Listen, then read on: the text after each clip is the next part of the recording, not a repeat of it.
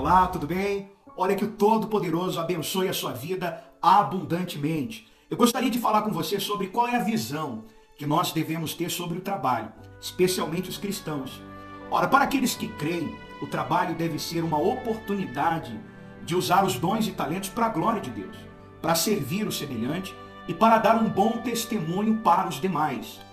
Presta atenção, você que quer ser abençoado, fazer a diferença e ver a mão de Deus sobre o seu trabalho, esteja conosco, que eu tenho certeza que o que vamos falar aqui vai abençoar a sua vida. Ora, tudo começou com o próprio Deus, criando céus e terra no primeiro dia, vendo que a luz era boa, fez separação entre luz e trevas, e no segundo dia continuou a sua obra, o seu trabalho, o terceiro, o quarto, o quinto, o sexto, onde finalmente ele terminou, e no sétimo dia Deus descansa. Depois nós vamos falar mais sobre isso. Também o próprio Senhor Jesus, ele tinha uma profissão, ele era carpinteiro, ele aprendeu essa profissão. Ora, Deus ele criou o ser humano à sua imagem e semelhança, com a capacidade de fazer coisas incríveis. É claro que às vezes nós nos menosprezamos e nos autossabotamos com ideias erradas com respeito a nós mesmos, ou deixamos às vezes que algumas pessoas nos façam sentir inferior. Mas a verdade é que você, cada um de nós, fomos criados por Deus com capacidade de fazer coisas incríveis. Um dia o homem olhou para a lua e disse assim, vamos chegar lá. E não é que chegou. E hoje nós temos visto como o ser humano ha criado coisas incríveis e não para de nos surpreender.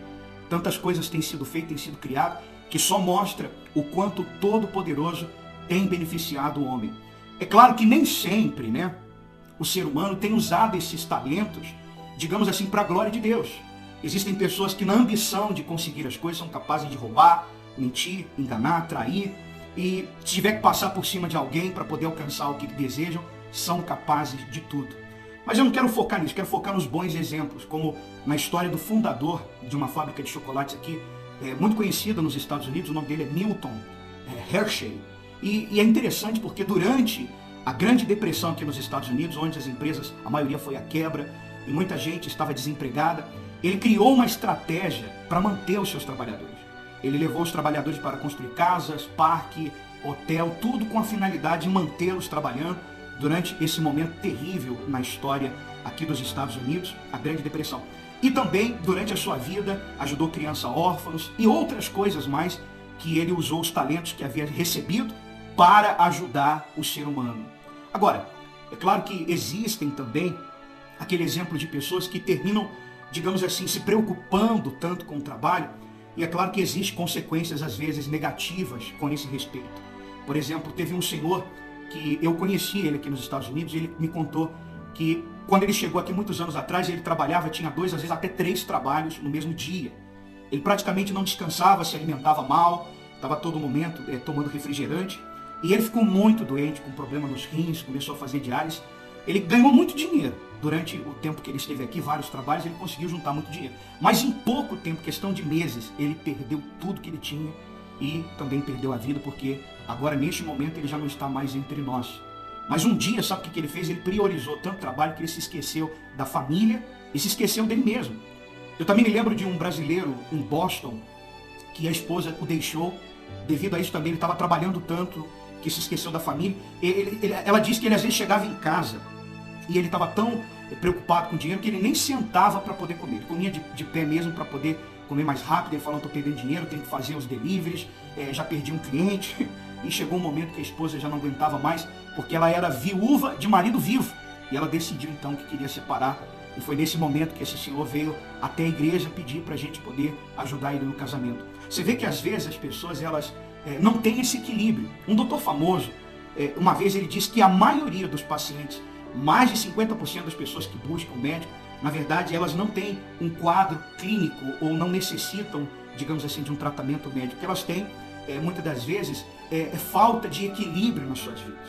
Ele costumava dar diagnósticos do tipo, bebe demais, está sempre estressado, trabalha muito, depressão, ansiedade, e sempre o diagnóstico dele, na maioria dos pacientes, tinha que ver com essa falta de equilíbrio, de pessoas que elas não sabem priorizar muito bem as coisas que vão fazer na sua vida. É claro que quando nós não sabemos priorizar o que é importante, então nós vamos sofrer consequências disso.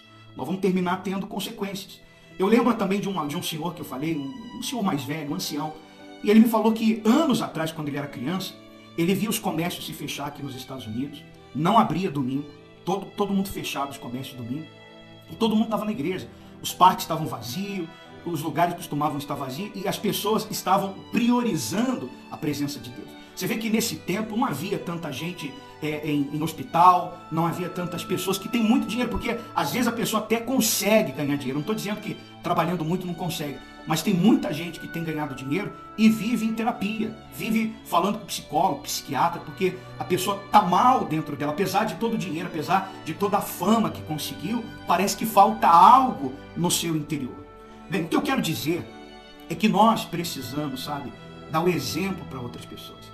Assim como o próprio Deus descansou da sua obra, nós precisamos também ter aquele momento que nós vamos dedicar a nossa família, que vamos dedicar a nós mesmos, porque nós também, o nosso corpo não é uma máquina, a gente precisa de um tempo para cuidar da nossa saúde, até porque quem não encontra tempo para cuidar da saúde vai ter que encontrar tempo para cuidar da sua enfermidade.